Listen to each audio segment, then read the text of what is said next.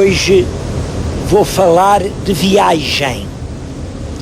Mas reparem, eu digo viagem, não digo viagens. Não é um programa turístico a dizer vá aqui que é bonito, vá ali, que isso também é importante. Aliás, acho que um lindo programa com as 20 mais lindas viagens do mundo era justamente um programa que se devia fazer. Mas eu vou falar de uma coisa totalmente diferente. A ideia de viagem. Viagem, a palavra tem a ver com via. E via quer dizer caminho. Mas nas raízes mais antigas da língua, via também tem a ver com vida. E eu acho que para os antigos, bem lá muito no fundo, viajar era viver. Porque quem não viajasse não vivia. Sabem que nessa altura os grupos humanos não tinham uma economia organizada. Eles devoravam o que a terra ou o mar davam ali onde eles estivessem. Portanto, era preciso constantemente ir mudando de lugar, viajando, vivendo.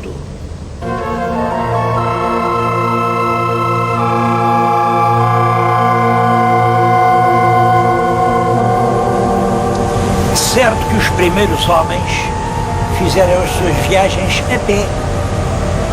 E eles a pé podiam dar a volta ao mundo. Reparem uma pessoa a andar mesmo devagar, muito devagar, anda 1 légua por dia. E com 1 légua por dia, ao fim de cerca de 20 anos, já se deu uma volta completa ao mundo. O que acontece é que não eram possíveis essas voltas completas ao mundo, porque de repente aparecia no topo do caminho o mar. E aí era preciso ou embarcar ou ficar. Quando havia guerras, vinham os inimigos nas costas e a alternativa era morrer para ficar ou embarcar para salvar a vida. Isto é importante porque eu acho que desde uma fase muito antiga dos mitos humanos, a viagem, mas agora a viagem por mar, está ligada à ideia de salvar a vida. Como dizia um grande viajante, essencial é navegar. Há gravuras de há perto de 5.000 anos que representam os navios em que os homens viajavam. Na ilha de Rhodes, numa cidade muito bonita chamada Lindos, cá embaixo está esculpido na pedra uma nave com mastros. Ora bem, foi aí de Rhodes que navegaram os homens que vieram povoar, numa certa fase da sua história, as Ilhas Baleares. Mas esses navegadores davam volta ao mundo. Naturalmente que ligavam a ideia de que o mar não era amigo, não julguem, que nessa altura consideravam o mar nosso amigo. Pelo contrário, o mar era a morte. Todos eles naufragavam, tinham naufrágios, mas muitas vezes do naufrágio conseguiam escapar. E as grandes histórias dos marinheiros, por exemplo, as histórias que o Simbad, o marinheiro, contava a Sherazade, são todas dos mundos maravilhosos, onde ele chegava depois de um naufrágio. Eu acho que é isso que faz nascer esta ideia que, para além do mar, está um mundo feliz à nossa espera. Para além do mar é a Atlântida. Para além do mar são as ilhas da utopia. Para além do mar está tudo, quando o homem esperou a vida inteira e já desesperava de alcançar. Esses barcos hoje parecem-nos realmente muito frágeis. Bom, mas tinham uma qualidade. Aguentavam-se em cima da água. E eles navegavam à vista, tomavam um ponto de referência na costa, ao nascer do sol, depois iam andando lentamente até o outro ponto. Era assim que navegavam.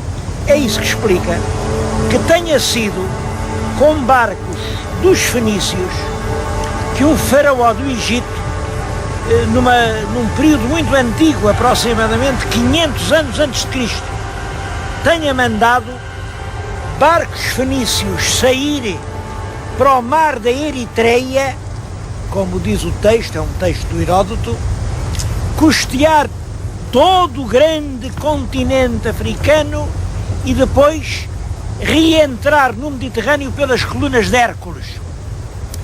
Este facto, o périplo da África no V século a.C., é muito usado para se dizer o seguinte: afinal, os portugueses não foram os primeiros. Bom, devo dizer que há aqui uma grande diferença. É que esses navegadores fenícios usavam sempre a navegação costeira. Os primeiros que ousaram atravessar o Atlântico guiados pela luz das estrelas, esses foram os portugueses. Bom, e isso permite, quando eu lhe estou a falar em viagem, falar em 4 tipos de viagem. A viagem antiga é a viagem do Ulisses, é a Odisseia, em que se vai por esses mares, de serra em serra, de ilha em ilha, à procura do desconhecido, para, assim, num lugar mais azado, fundar uma cidade e fazer nascer uma pátria nova. A viagem moderna, que é a viagem portuguesa, a viagem onde já se sabe para onde se vai, em que altura do mundo está, quantos dias de navegação é preciso para lá chegar. Depois, esta viagem comercial, a viagem burguesa do capitalismo, a viagem do vapor e, finalmente, o 4º tipo de viagem, a viagem turística.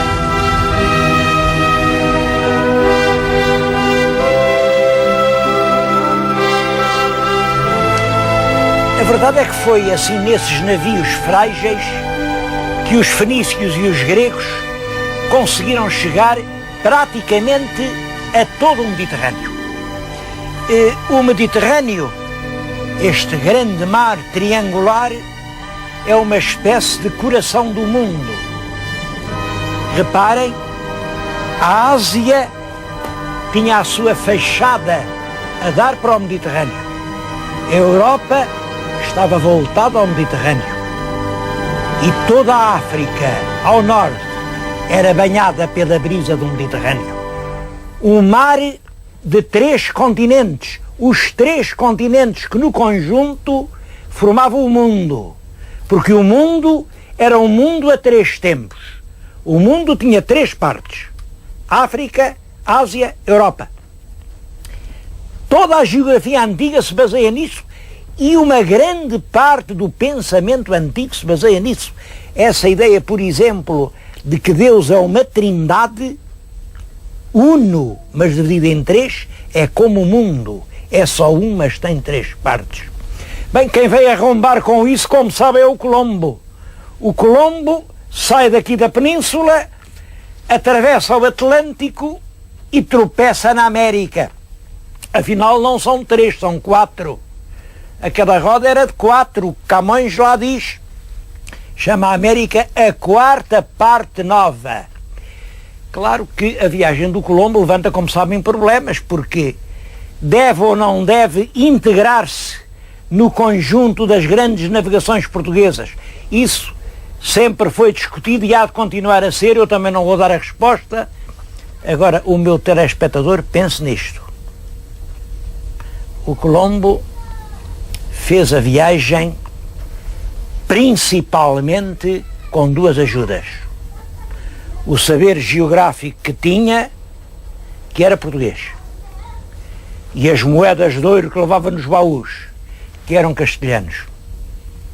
O que é que marca a verdadeira autoria? É aquilo que a gente sabe ou é o dinheiro que a gente tem? De qualquer forma, foram os portugueses que fizeram de todos os mares do mundo aquilo que gregos e fenícios tinham feito no pequeno mar Mediterrâneo. Levaram as línguas europeias, as nossas tipografias, as nossas armas, as nossas práticas, as nossas palavras à China, ao Japão, à Índia, aos arquipélagos do Pacífico. E o mundo ficou só um. O grande merecimento da viagem do Fernão de Magalhães, outro português, foi mostrar que realmente o mar era só um. E se é impossível o sonho de dar volta ao mundo caminhando sempre a pé, é possível o projeto de abraçar o mundo navegando sempre. São os navios e não são as rodas que dão a volta ao mundo.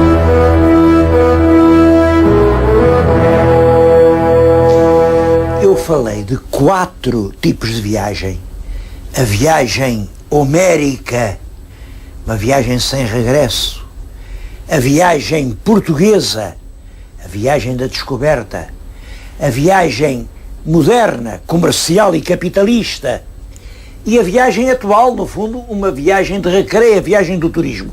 Mas cada uma destas viagens não acabou para dar lugar à seguinte. Elas hoje coexistem todas, é importante perceber isso.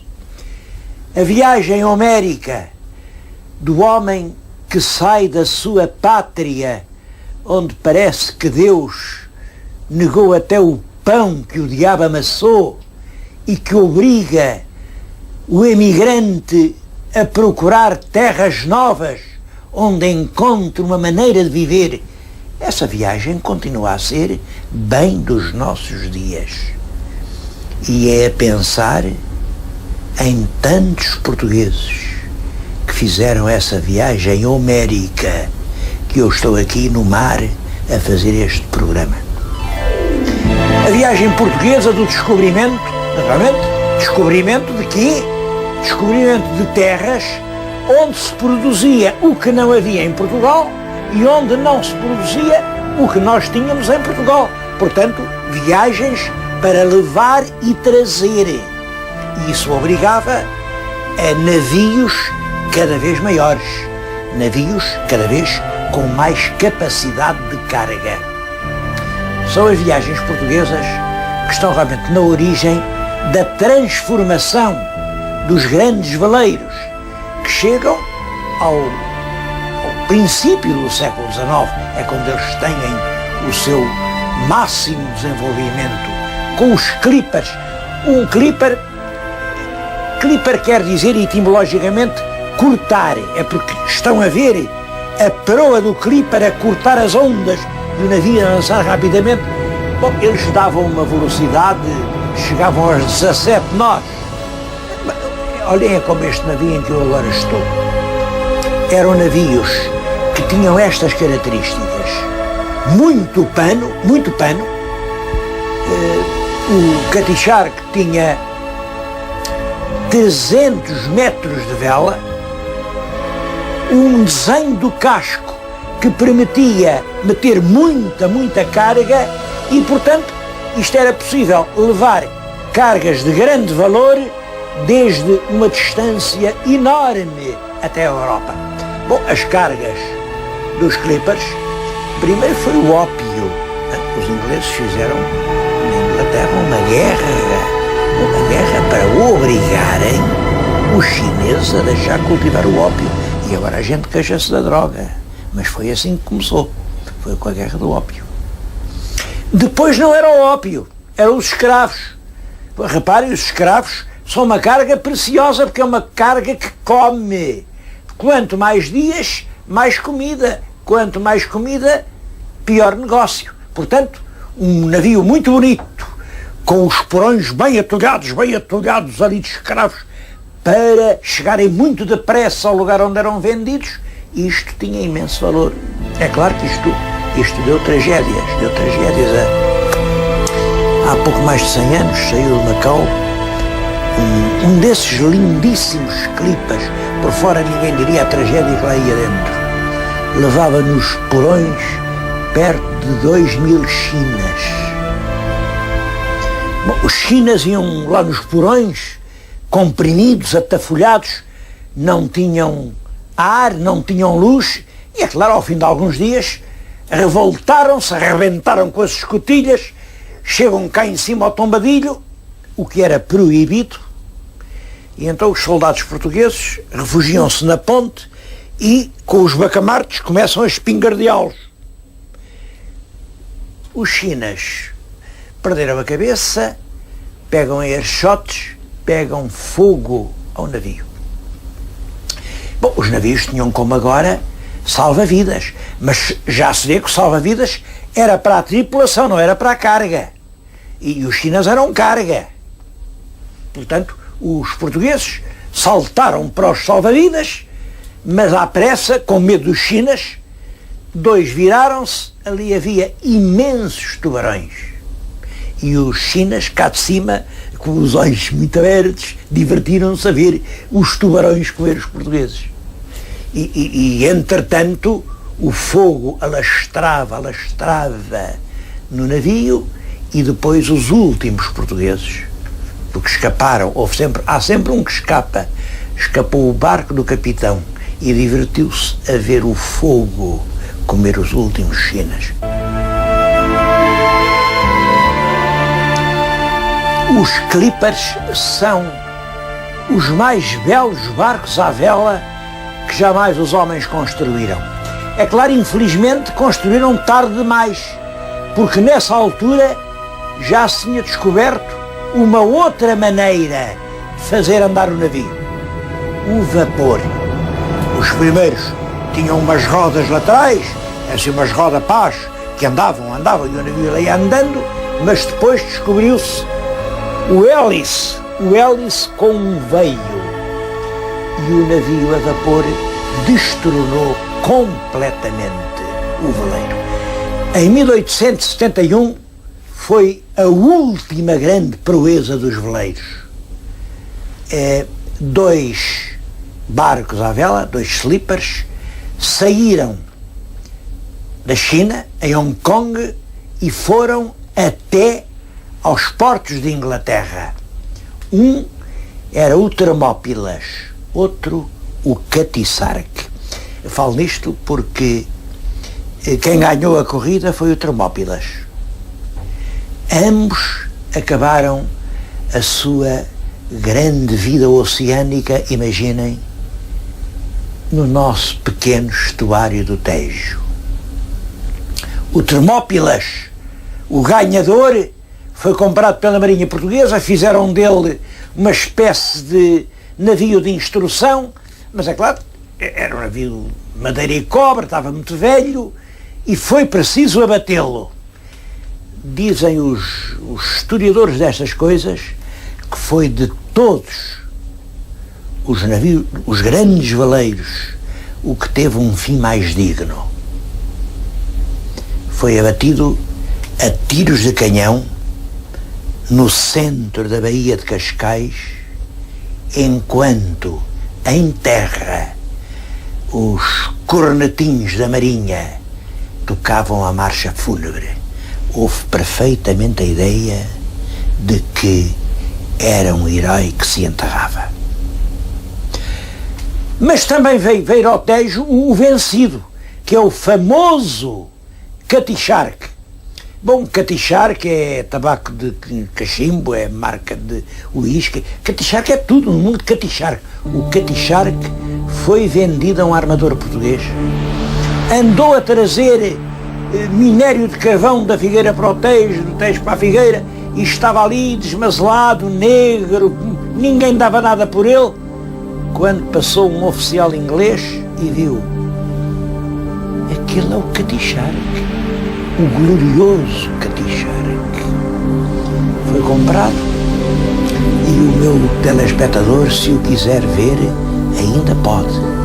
Ele está em Greenwich, em lugar de honra, com o Museu de Marinha. E o livro de História das Armadas que eu li diz que ele não é apenas um testemunho do património naval da Inglaterra. Ele é um emblema do orgulho navegador de todo o mundo. Que pena que tenha estado no Tejo e a gente o tenha vendido. Agora vejam lá o valor das evidências. Era evidente que o navio a vapor ia destronar o veleiro porque levava muito mais carga, andava muito mais depressa, seguia o rumo que o piloto queria. Bom, só que não tardou muito que se tornasse igualmente evidente que o avião destornou o navio a vapor. Hoje qualquer avião desses correntes tem uma velocidade de cruzeiro de 900 km/h. Devo-vos dizer que é 30 vezes mais que estes navios correntes. Isto é um navio que faz 17 nós.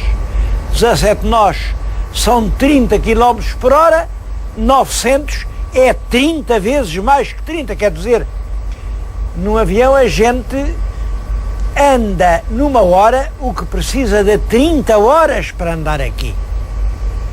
Portanto, não há dúvida. Hoje, para ir à América, ninguém se mete no navio. A viagem deixou de ser precisa. Ela deixou de ser precisa. Mas, como eu lhes disse no princípio do programa, navegar é essencial. Devo-lhes dizer que neste ano, neste momento, estou precisamente a falar-lhes na Páscoa do ano de 1996. Só na América há 10 milhões de pessoas que andam a navegar em navios de cruzeiro, quer dizer, navegar por navegar.